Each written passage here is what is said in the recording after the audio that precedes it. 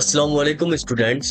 Welcome to your own channel institute of Hisab Kitab. यहाँ accounting सीखना आसान भी है और इंटरेस्टिंग भी। आज की इस वीडियो में हम सीखने जा रहे हैं अकाउंटिंग के एक इम्पोर्टेंट कॉन्सेप्ट को।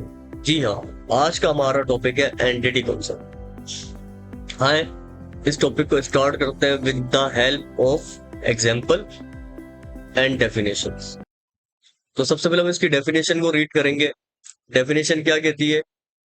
The entity concept treats a business as a separate and the distinct unit from its owner for the accounting purpose।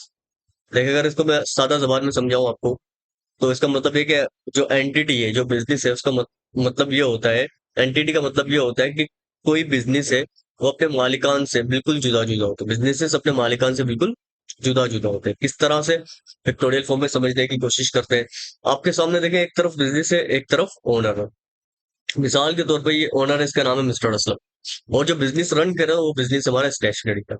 अब देखें, स्टेशनरी का बिजनेस एक अलग एंटिटी है, सेपरेट लीगल एंटिटी है, और ओनर बिल्कुल उससे डिफरेंट है, डिस्टिंक्ट है। अब इसको मजीद एग्जांपल की एग्जांपल से इस कॉन्सेप्ट को और क्लियर समझते हैं कि दोनों एक दूसरे से मुख्तलिफ, जुदा जुदा, अलग अलग क्यों है।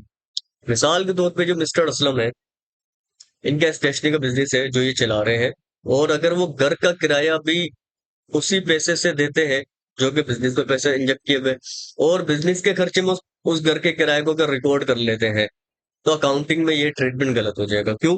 क्योंकि अगर ये बिजनेस एक्सपेंस रिकॉर्ड करेंगे तो ऐसा लगेगा कि जो इनके घर का खर्चा है वो घर का खर्चा नहीं है, बिजनेस का खर्चा है। इससे क्या होगा? इससे बच्चों ये होगा, जो इनका पर्सनल एक्सपेंस है, रेंट एक्सपेंस, वो इनका पर्सनल एक्सपेंस है, जबकि वो बिजनेस का एक्सपेंस नजर आ रहा होगा। और ऐसा करने से क्या होगा? बिजनेस के अपने एक्सपेंसेस इंक्रीज हो जाएंगे, जबकि एक्चुअल में बिजनेस का एक्सपेंस है ही नहीं। अगर बिजनेस का एक्सपेंसेस इंक्रीज हो जाएंगे, नहीं ओवर स्टेट हो जाएंगे, तो उसकी वजह से जो हमारा अकाउंटिंग का प्रॉफिट जो जाहिर हो रहा होगा वो गलत जाहिर होगा। क्यों? क्योंकि एक एक्सपेंस बिजनेस का है ही नहीं, और उस एक्सपेंस को हमने बिजनेस में रिकॉर्ड कर लिया, तो बिजनेस का प्रॉफिट क्या हो जाएगा? कम हो जाएगा। तो इसलिए कहते हैं कि मालिक के जो खर्चे होते हैं, जो मालिक होता है, वो बिजनेस से बिल्कुल अलग होता है। जी हाँ। अच्छा, अब दूसरा सवाल आपके जहन में आएगा कि सर, अगर ये ओनर बिजनेस चला रहा है, उसको घर के रेंट के लिए पैसे चाहिए, तो अगर वो बिजनेस में रिकॉर्ड नहीं कर सकता उसको बिजनेस का एक्सपेंस, तो फिर वो क्या करेगा?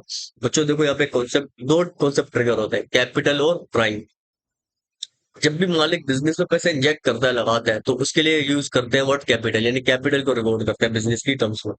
और जब मालिक पैसे निकालता है ना बच्चों बिजनेस में से, तो फिर वो एक्सपेंस नहीं कहलाते, वो ड्राइंग कहलाता है। यानी इन दोनों अमाउंट का, कैपिटल हो या ड्राइंग हो, इसका एक्सपेंस पे कोई हिट नहीं आता। इससे बिजनेस के प्रॉफिट की ट्रांसपेरेंसी खराब नहीं होगी। उम्मीद करता हूँ कि मैं ये कॉन्सेप्ट आपको अच्छे तरीके से समझा सका हूँ। आने वाले वक्तों में जब हम जनरल चैनल के टॉपिक को स्टार्ट करेंगे, तो उसमें चीजें और ज्यादा क्लियर हो जाएंगी आपको। Thank you. अपना ख्याल रखिएगा। मिलते हैं नेक्स्ट वीडियो में नेक्स्ट कॉन्सेप्ट के साथ। और हमें लाजमी कमेंट सेक्शन में आपको बताना है कि नेक्स्ट कॉन्सेप्ट आप कौन सा सीखना चाहते हो। जब तक अपना ख्याल रखिएगा, सीखते रहिए हिसाब किताब के साथ। अल्लाह हाफिज।